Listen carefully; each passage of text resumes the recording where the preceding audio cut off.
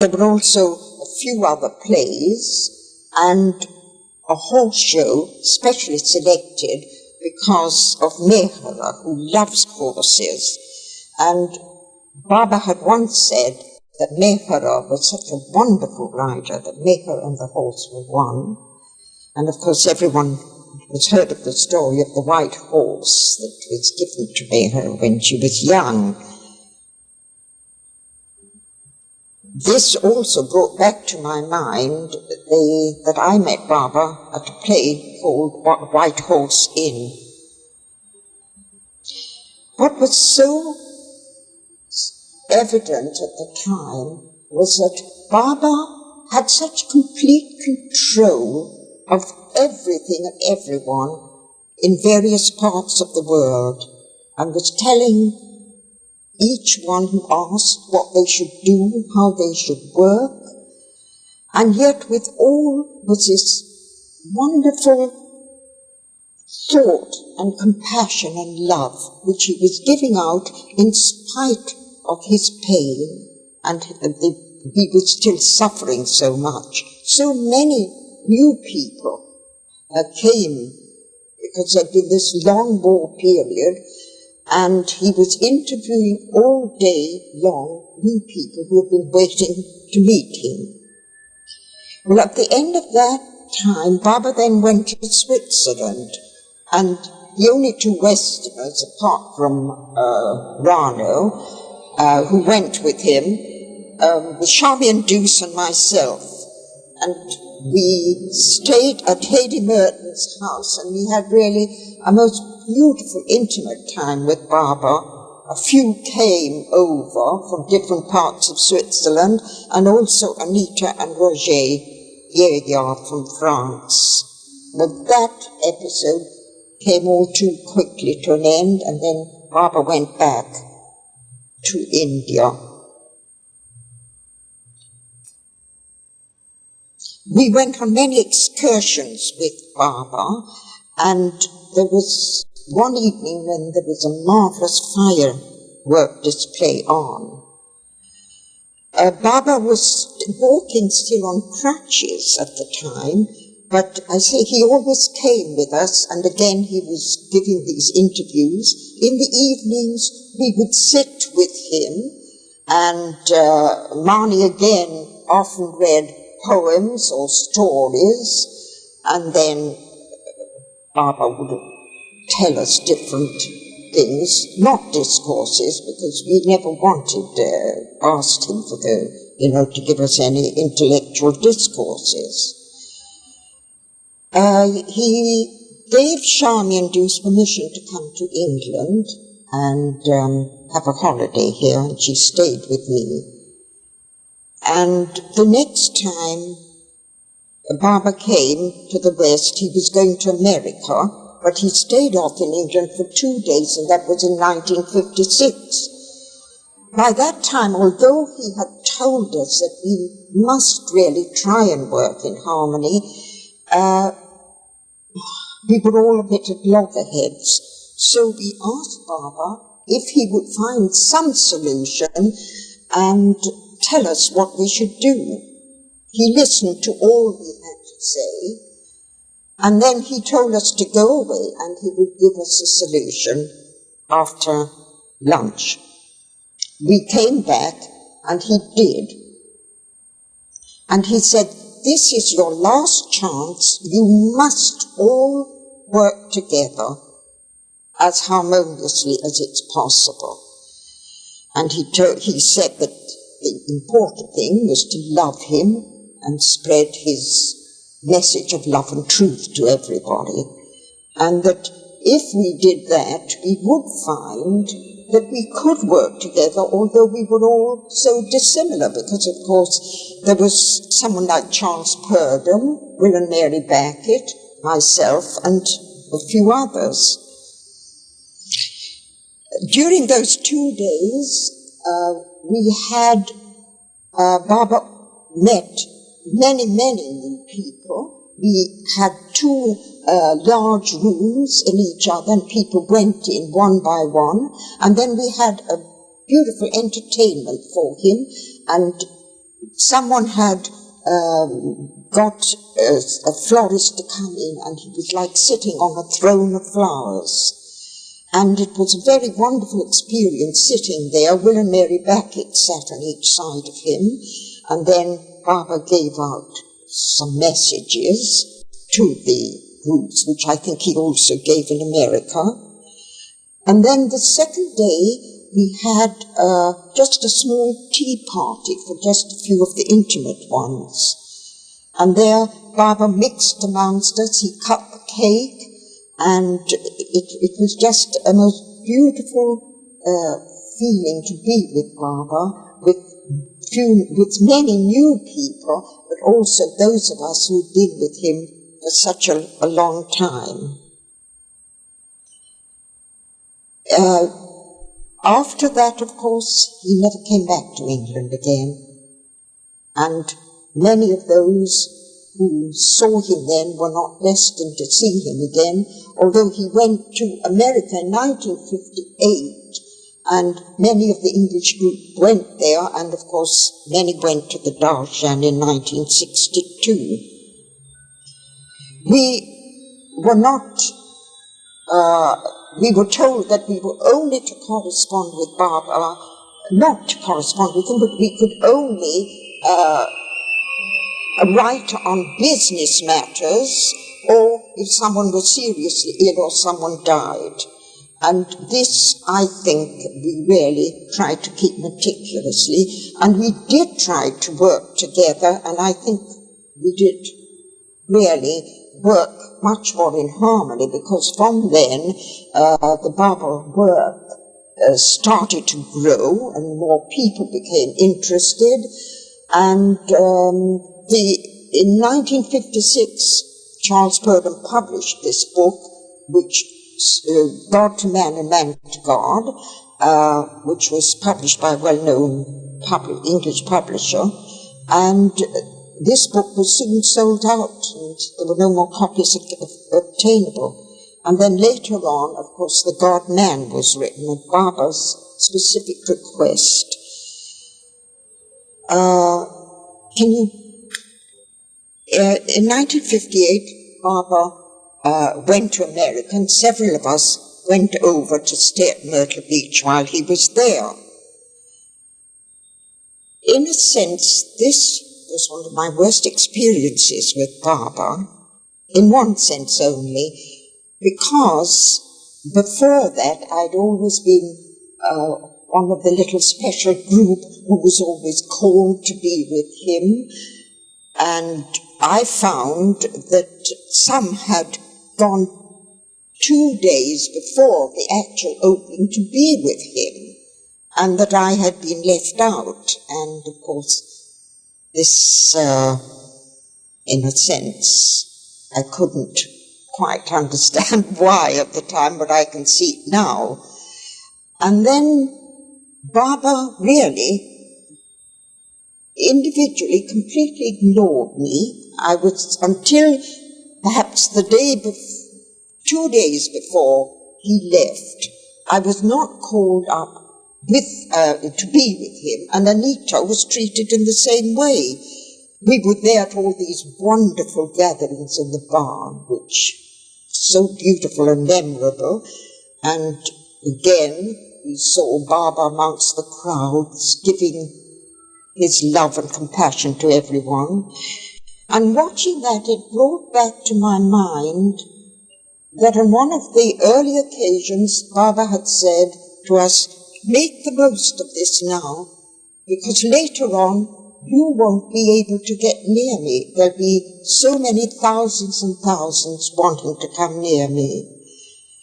And after thinking about all this, it did come to me that there were so many who hadn't had a great deal with him, and the time was much more limited, even that we realized then, that Baba wanted to give as much as he could to the others. But 1958, although in one way it did bring that terrible experience of not being able to get near to Baba intimately. When I came back, I realized that he'd given me a great deal, because, as he'd said once before, this isn't the real me, this is just the coat that I've put on for this incarnation, and that one day you will all be able to see the real Baba. The same thing happened in 1962 to a certain extent, but that was an even bigger gathering, a wonderful gathering. But again, I was there 3 weeks before any of the others, and Baba was there at Guru Prasad, but he wouldn't see me. And I heard that he said, I won't even see Delia, who's one of my earliest Western disciples, because he was not seeing people individually. It was just in groups or in the big crowds. But 1962, for all of us, I'm sure, was a really wonderful experience, because we saw Baba every morning, the Western group, and then with the Easterners, we all assembled in the afternoon, and we saw Baba, although we realized that he was ill and suffering, yet he was giving endlessly of his love and compassion to all of us, and on that last open day to people, thousands and thousands who'd come from all parts to be with him and get his darshan.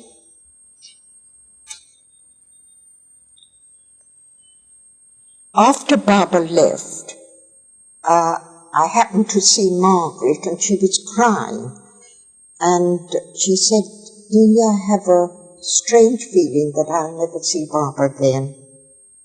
I didn't have that feeling, that Baba, I never really visualized Baba giving up his body, dying. So it was a terrible shock when Ardi phoned me early in the morning, about 6:30, to tell me the news.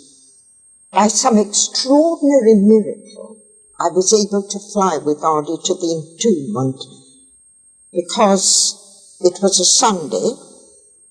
I had no money, and at first the airline refused to take my check. Eventually they did, because Franey, somehow, her brother had worked for the Air India. And I heard later that Baba had said, Delia will be with me at the end.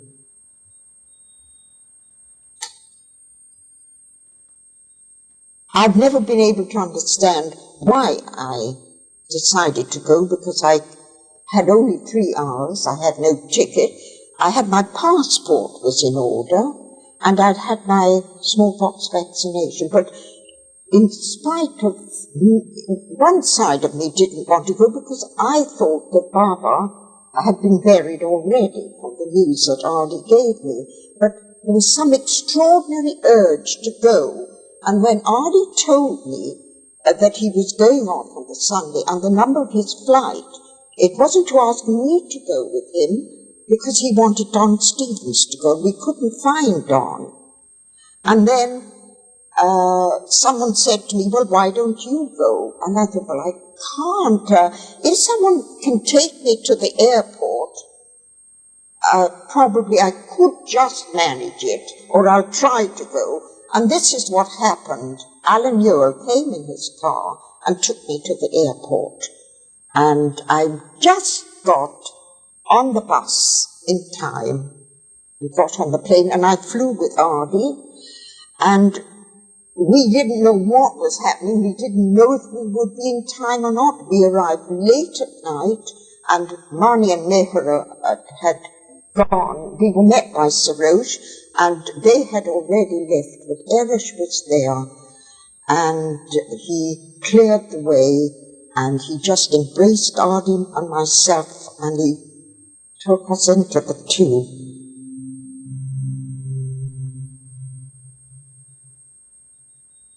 Stop it, will you?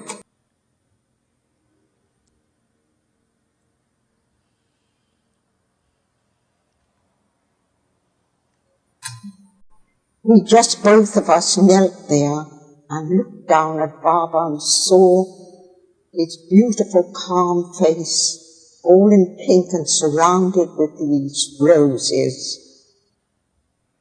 It was such an extraordinary experience because in some way he seemed still alive.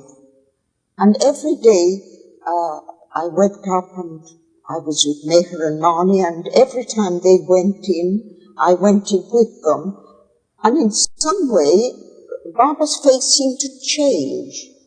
Sometimes it looked rather sorrowful, and at other times it almost seemed as if the eyes were about to open up and look at you.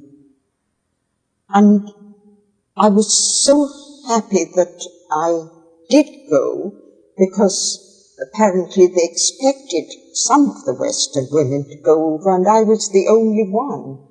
And then at the end, Thoreau said, "Oh, you must be in the film." I didn't want to really, because it seemed very unimportant whether I was in or not.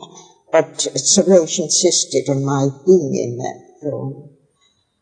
And I was there for the week, and I came back. Yes, it seemed absolutely remarkable that after so many days there was absolutely no sign of decay, because on some days Baba's face seemed to sort of fill out, and the cheeks seemed quite rosy. And then Mani and Meher finally decided that the time had come to go through this ceremony of covering him up, and I was there during all that, and I was with Meher really most of the time, and I came back feeling as if I'd received this darshan that Baba said we were going to have. I really felt a sort of freed, light,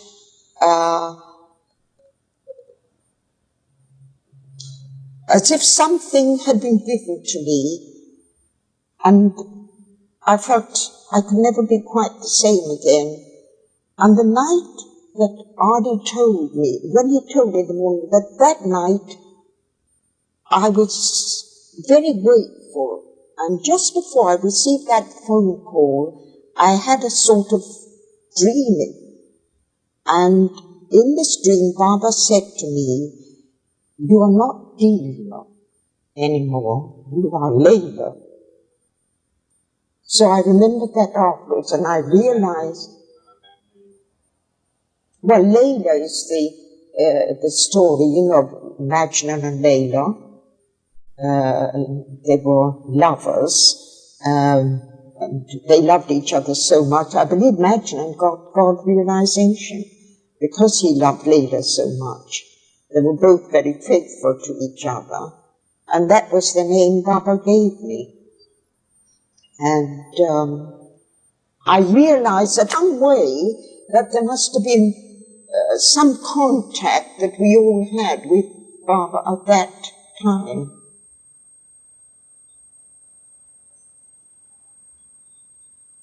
And certainly,